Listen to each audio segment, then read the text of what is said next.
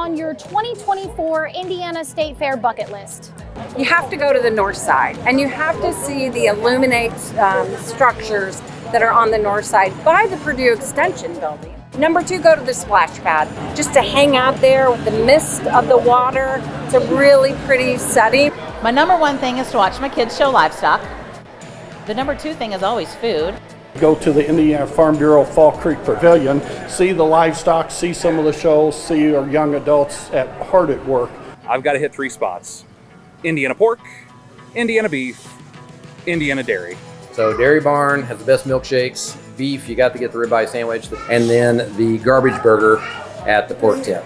I'm a registered dietitian by trade, but I still want to try all the great fair food. But the great thing is you can taste the fair food and get lots of miles in as you're walking around the Indiana State Fair.